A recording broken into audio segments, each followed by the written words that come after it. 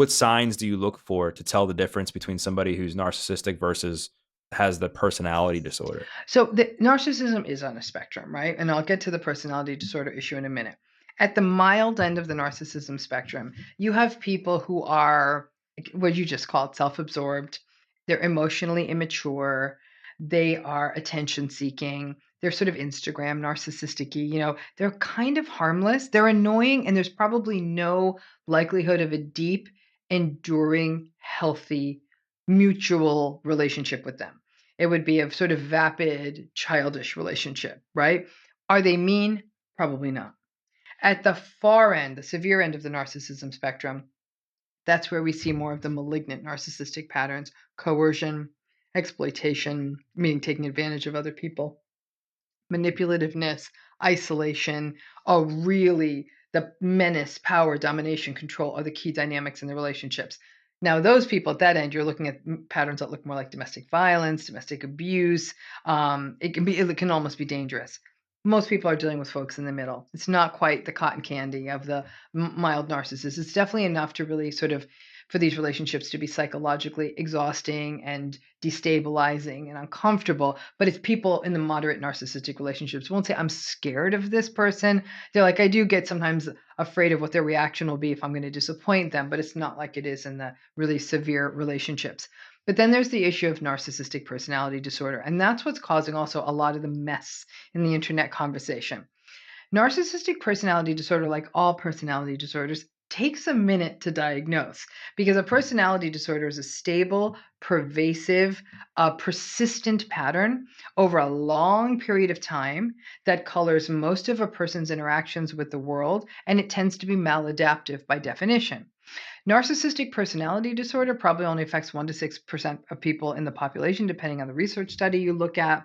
It is a relatively new diagnosis. And when I say new, it only came into the DSM in 1980.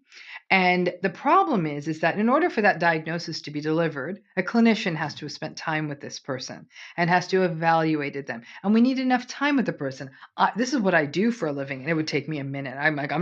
This is certainly not a diagnosis I'd generate in the first session, but to be frank with you, I may never generate it because it's also a stigmatizing diagnosis. And not even just because we think that they're not nice people, but and rightfully so, the literature suggests it can't really change. So insurance companies don't like it. That record can follow people through systems who are like, "Woo, that makes me uncomfortable." I have to be mindful of that as a clinician. So I think there's a lot of people out there walking around with NPD, and it gets called something else.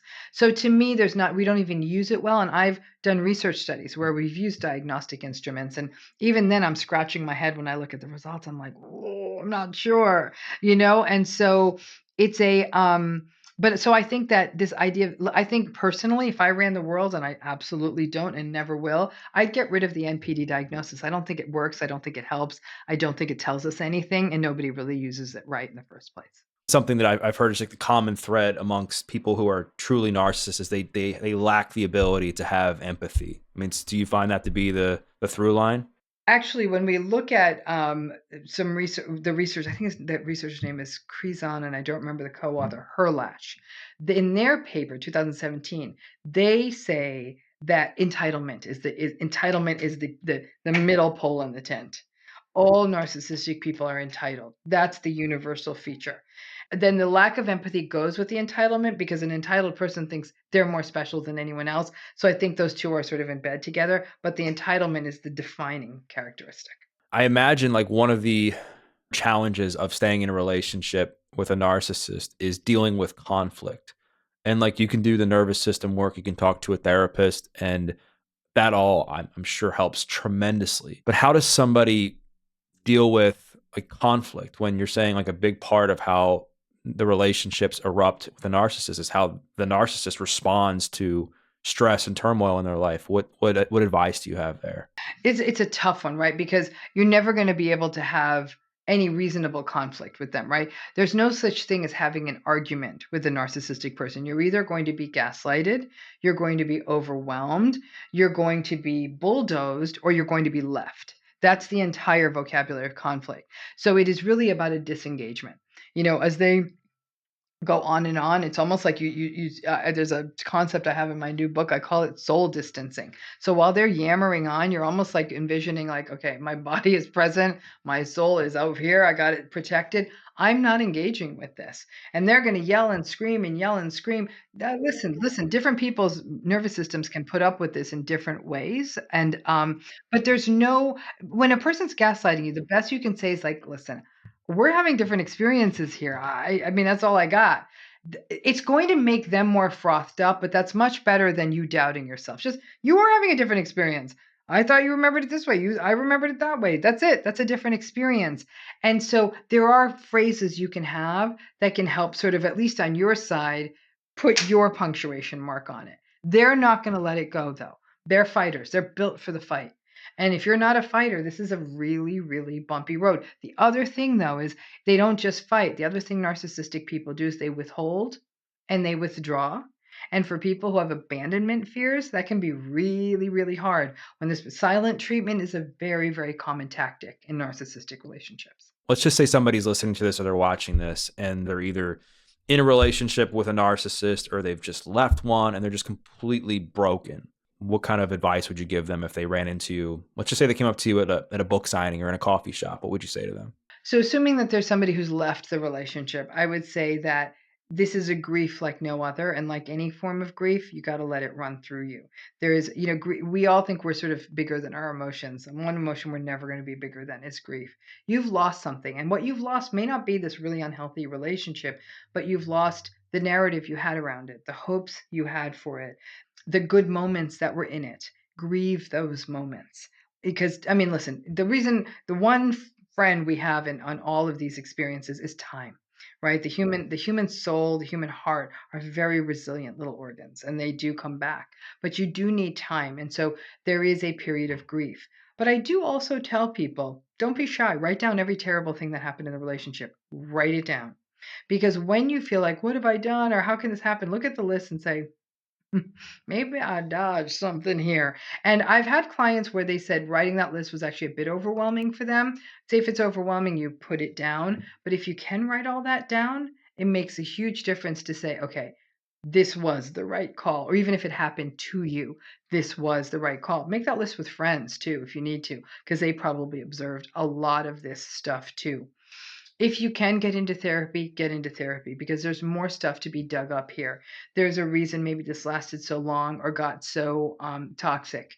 What were the stories you told yourself? I mean, we have to look back and say, what didn't we know? Some people say, you know what, wasn't even what I told myself. I didn't know this was a thing.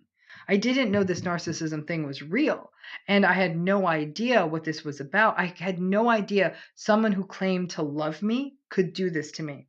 Love means different things to different people. And so I think that when you again, it's grief. It is radical acceptance. It's recognizing this is going to take a minute. It's writing down the bad stuff and recognizing there's a reason I left. And the other thing I tell people to write down, again, it's also in the book, is not just the bad stuff, but write down those little things that you loved, but you gave up for the relationship. It might have been keeping Oreos in the house. It might have been watching films with subtitles. It might have been a Thursday night thing with you did with your friends. Whatever it was, there's some things that are going to come back into your life. And people say, "Oh my gosh, I can actually do this now and I can do that now," and lean into that. Say, "I couldn't do this before." I remember one person I worked with, she a malignant narcissistic partner, a long time they were together. And she was getting ready to go on vacation. She was like, I don't know, I kind of feel sad. Like, here I am, this older person traveling alone. I said, let's do a little game here. I want you to reflect on what it was like to travel with him, how he'd scream at you, scream at the gate agent, be angry about how crowded the airport was. Like, oh, look at all these disgusting people traveling in their sweatpants. Like, he was horrible. He'd be angry if he didn't get the seat he wanted. He'd be angry if there wasn't enough space in the luggage bin. I want you now, when you go on this trip, to pay attention to how different it feels. Just going through the airport. She texted me when she got to the other side of her trip. She said, game changer. She said, I was so aware of what it was like. Like, I was nice to the TSA guy, and I like, kind of enjoyed getting my little coffee and sitting at the gate. And she said, I finally got to have the aisle seat, which he always took for himself, and I was able to go to the bathroom. She said, they were all these little blessings. And all of a sudden she was like, this is good. We find it where we find it. Final thing, do you think that people there's certain people that just tend to be attracted or attract narcissists based on their past relationship history, maybe based on their childhood, or do you think once you do the work, really work on healing yourself and understanding yourself, that you start to attract less and less of people like that, of people like that? Everybody's attracted to narcissistic people. I do. And I think the people, because charm, charisma, attractiveness, confidence, like you really would be going off script to be like, no, I'm looking for someone who is socially awkward and uninteresting and really lacks confidence, which actually is what I look for. And so I'm like, you're my person. I'm loving you, right? But that's not what people look for. They look for that other stuff. So we're all attracted. What are they attracted to? They're attracted to supply. So whatever in supply can be how you look. It could be your status.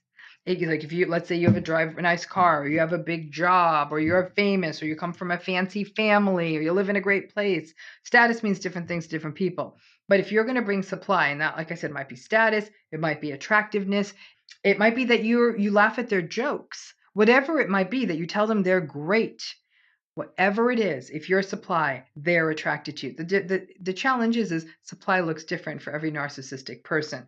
So you might just be a super warm sweetie pie who just is like, tell me everything about you. Oh, that's so cool. You're so amazing. When I hear a person super enthusiastic, I'm like, this is person's narcissism.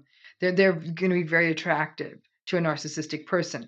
That person, though, doesn't have to give up on being themselves. They just might be enthusiastic about people. It's recognizing the signs. So when they feel like that, they might attract them, but they can also, if you catch it early enough, it's pretty easy to walk away. It's like canceling an airplane ticket. You do it in the first 24 hours, you get your money back.